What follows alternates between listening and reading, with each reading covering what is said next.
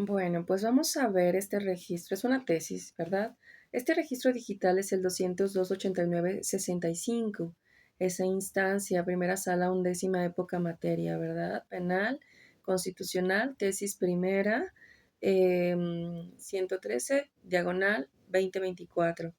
¿verdad? Décima primera, fuente Gaceta Seminario Judicial de la Federación, libro 38, junio de 2024, tomo 2, página 1455, tipo jurisprudencia.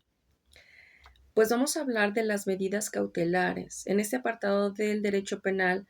vamos a hablar de las medidas cautelares, la facultad que establece el párrafo segundo del artículo 157 del Código Nacional de Procedimientos Penales para que la persona juzgadora de control pues imponga una diversa, ¿verdad?, de la solicitada por las partes, sin petición expresa ni debate para ello, siempre que no sea más grave, pues no vulnera el principio de contradicción previsto en el artículo 20 de la Constitución Federal. Vamos a ver lo que son los hechos. Luego de que se formuló la imputación en contra de una persona, se abrió debate sobre las medidas cautelares y el Ministerio Público solicitó que se le impusiera la prisión preventiva justificada. La defensa del imputado consideró que la medida pues era excesiva, exagerada y desproporcionada, por lo que solicitó que se le impusiera una diversa, ¿verdad? Al respecto, pues la persona juzgadora de control decretó como medidas cautelares la presentación periódica ante el juzgado de control, la exhibición de una garantía económica, la prohibición de salir del país sin autorización del órgano jurisdiccional y la prohibición de comunicarse con el querellante, ¿verdad? En desacuerdo con esta y otras determinaciones, el imputado promovió amparo indirecto en el que reclamó la regularidad, ¿verdad?, constitucionalidad del párrafo segundo del artículo 157 del Código Nacional de Procedimientos Penales, bajo el argumento de que violaba el principio de contradicción previsto en el artículo 20 de la Constitución, por considerar que facultaba a la autoridad judicial a imponer una medida cautelar distinta a la solicitada, sin petición expresa de las partes ni debate establecido para ello, ¿verdad? Me agrada mucho porque vamos a ver el criterio jurídico. Esta primera sala de la Suprema Corte de Justicia de la Nación determina que el párrafo segundo del artículo 157 del Código Nacional de Procedimientos Penales, que faculta a la persona juzgadora de control para imponer una medida cautelar diversa de la solicitada por las partes, siempre que no sea más grave, no vulnere el principio de contradicción que se consagra en el artículo 20 de la Constitución Federal, porque pues la persona imputada, ¿verdad?, previo a que la autoridad judicial se pronuncie sobre la procedencia de una medida cautelar en su contra solicitada por el Ministerio Público, el ofendido o la víctima del delito tiene garantizado su derecho a ser oído en defensa, ¿verdad? Hablando de la justificación, de acuerdo con la doctrina constitucional desarrollada por esta Suprema Corte de Justicia, ¿verdad?, con relación al principio de contradicción que rige el proceso penal acusatorio y oral, implica desde su vertiente de derecho de defensa la exigencia de que todas las partes en el proceso dentro de cualquier etapa procedimental, incluso previas a la del juicio, sean oídos en cuanto a sus pretensiones y defensas, lo que los faculta para alegar, probar, refutar y controlar las pruebas del adversario a efecto de formar convicción en el juzgador respecto de un punto determinado de hecho o de derecho sobre el que debe de resolver. Así, la observancia de este principio pues exige que toda afirmación, petición o pretensión formulada por una de las partes en el proceso debe ponerse, ¿verdad?, en conocimiento de la contraria, para que pueda expresar su conformidad, su oposición, manifestando también sus propias razones. Ejercicio que se encuentra garantizado, ¿verdad?, para las personas imputadas con relación a las medidas cautelares que solicitan en su contra. Pues del análisis sistemático de lo dispuesto en los artículos 154, 155, 56, 156, 157, 158 y 307 del Código Nacional de Procedimientos Penales, pues se observa que el estudio sobre la procedencia pues requiere que la necesaria solicitud que haga a la autoridad jurisdiccional el Ministerio Público o la víctima u ofendido del delito, ¿verdad?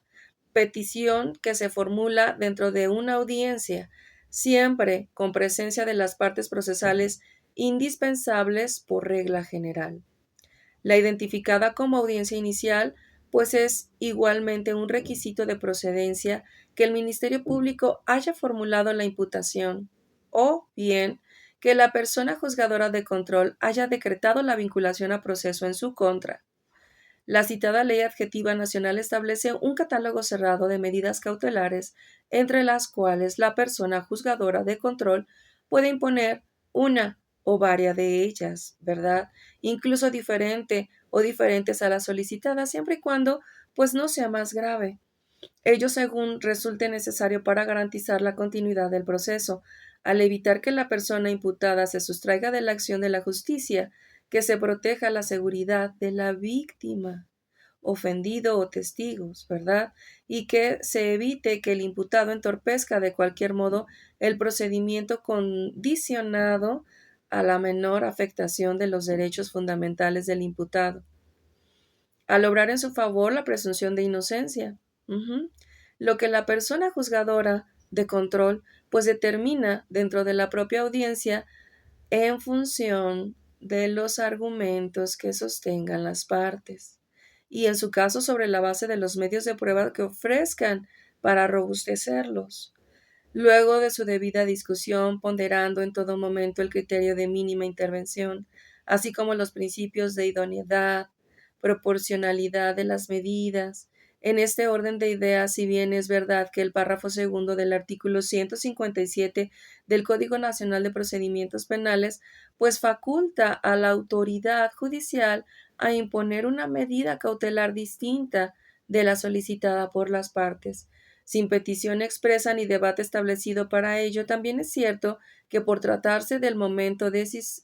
decisorio sobre la procedencia de una medida cautelar solicitada, pues el ejercicio contradictorio entre las partes procesales quedó previamente pues agotado.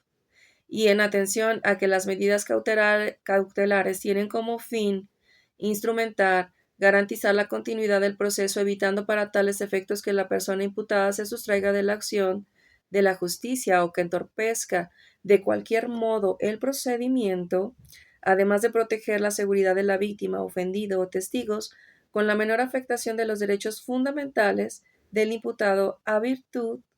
del principio de presunción de inocencia que obra en su favor, deben de calibrarse debidamente en atención a las circunstancias de cada caso en concreto y en estricto cumplimiento a los principios de proporcionalidad mínima, ¿verdad? De intervención, subsidiariedad y presunción de inocencia. Consecuentemente, una vez determinada la procedencia de esta medida o medidas cautelares, la definición de la más benigna o benignas, pero a la vez suficientemente adecuada o adecuadas para cumplir con estos lineamientos. Está muy interesante porque es una facultad que corresponde en exclusiva a la persona juzgadora de control, ¿verdad? Como se desprende de lo dispuesto en los artículos 16, párrafo 14, 19, párrafo segundo, ambos de la Constitución Federal. Es por esta razón que la norma impugnada lo faculta para acceder incluso a medidas cautelares diversas de las que fueron solicitadas y objeto de debate por las partes procesales, en la que pues bueno, correspondiente audiencia se dará como esta parte, ¿no? Máxime que por seguridad jurídica esa posibilidad se condiciona a que resulte de menor gravedad que aquellas, así aunque no se excluye de la posibilidad de que medie una solicitud expresa al respecto, pues no es una condición necesaria para que la persona juzgadora de control proceda en ese sentido, sin necesidad de abrir debate alguno al respecto, pues en todo momento priva su calidad de garante de los derechos fundamentales de las partes procesales, en este caso de la persona imputada, así como de la regularidad del correspondiente de dicho procedimiento.